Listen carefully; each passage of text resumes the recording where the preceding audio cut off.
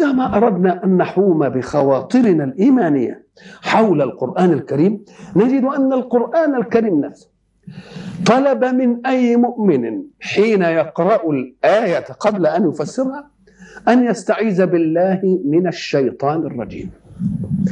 وتلك هي أول التقاءة مع القرآن. إذا قرأت القرآن فاستعذ بالله من الشيطان الرجيم.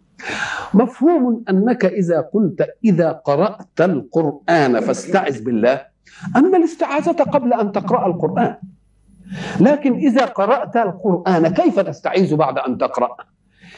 إذا قرأت القرآن فاستعذ يعني إذا أردت واتجهت نيتك أن تقرأ القرآن فقدم لذلك بأن تستعيذ بالله من الشيطان الرجيم. ولماذا؟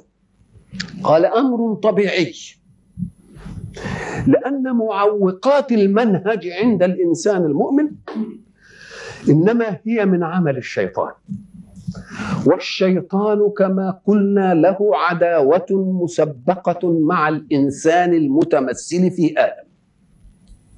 استكبر وقال خلقتني من نار وخلقته من طين، أنا خير منه، أسجد لمن خلقت طينا. كل ذلك يدل على أن العداوة عداوة مسبقة. وإذا كان الشيطان ممثلا في إبليس قد عصى الله بهذه الصورة، فإن الحق سبحانه وتعالى أعلن طرده من رحمته وسماه رجيما مبعدا. لماذا؟ قال لك لأنه لو لم يكن رجيما ومبعدا ربما قلت مكلف عصى وهو عرضة أن يقبل الله التوبة منه ويغفر له فيصبح مغفورا عليه، فإذا ما صار مغفورا له حسن ظنك به، فيريد الحق أن يقطع حسن الظن بوسوسة الشيطان. ليه؟ لأنه ليس عاصيا فقط، وإنما عاص حكم الله عليه بأنه مطرود من الرحمة، وعاص أخذ على عاتقه لأغوينهم أجمعين، لأغوينهم أجمعين. ولكن انظروا إلى المنفذ الإغواء عند إبليس، قال بعزتك لأغوينهم أجمعين. انظروا كيف جلال القسم حتى من إبليس، لم يجد أبدا منفذا إلى الخلق إلا بعزة خالقهم عنهم، ولو أن الخالق أرادهم جميعا مهديين لما استطاع الشيطان أن يتقدم ناحية، ولذلك استثنى وقال إلا عبادك منهم المخلصين، اللي تريد أنت وتصطفيه ما يقدرش يبقى لي سلطان عليه. يبقى استدرك. إذن فقوله بعزتك، كلمة بعزتك يعني عن خلقك. لو أردتهم مهديين ما استطعت أن أغوي واحدا، ولكنك تركت أمر الهداية للاختيار، فالذي تريد أن تستخلصه لا دخل لي به. هذا أول صدق من إبليس، علم بعزتك، يبقى عرف كيف يقسم. ثم قال أن طرق إغوائه ستنحصر فيما يأتي.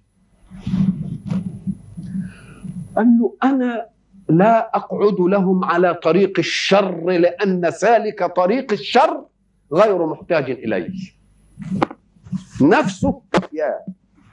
فأنا لا أذهب إلى الخمارة ولا إلى بيت الدعارة ولا إلى أماكن الكذا، أنا لا أذهب إلا مهابة الطاعة. هؤلاء هم الذين أغويهم أنا فيه. ولذلك قال في الثاني لأقعدن لهم صراطك المستقيم. لما قالش هقعد على الطريق المعوج، لأن الطريق المعوج سالكه لا يحتاج إلى الشيطان لأنه شيطان. انتهت المسألة. لأقعدن لهم صراطك المستقيم.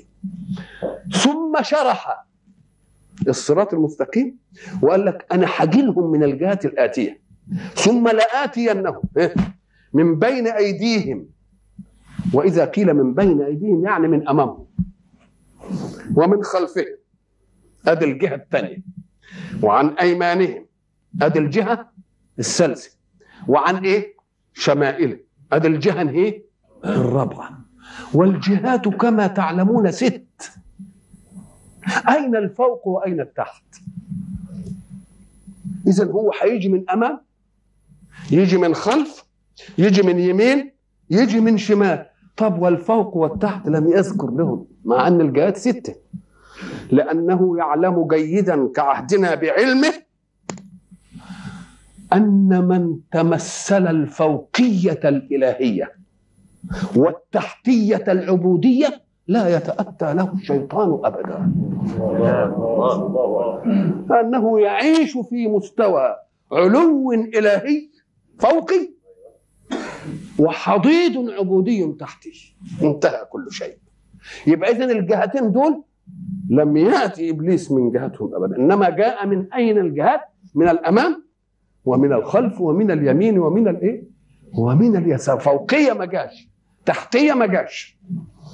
ومن العجيب انك ان نظرت الى وافدات الالحاد في كل عصر تجدها من هذه الجهات. يقول لك تقدمي امامي، ده رجعي، وده يميني، وده يساري. نقول لهم احنا مش في واحده من دول، لا احنا تقدميين نسب الى التحلل، ولا احنا رجعيين نصير الى ما وجدنا عليه اباءنا، ولا احنا يمينيين على عرف العصر، ولا احنا يساريين على عرف العصر، وانما نحن امه محمديه فوقيه، كل امورنا جايه من فوق. ولذلك علشان يطمئنك على ان كل امورنا جايه من فوق، بيطمئنك على انك اذا ما خضعت لحكم لله فاعلم انك غير خاضع لمساويك. اذا لا ذله، ما دام انت خاضع لاعلى منك وهو خاضع للي انت خاضع له، يبقى ما فيش ايه؟ فيش ابدا ذله ولا في طب ابدا.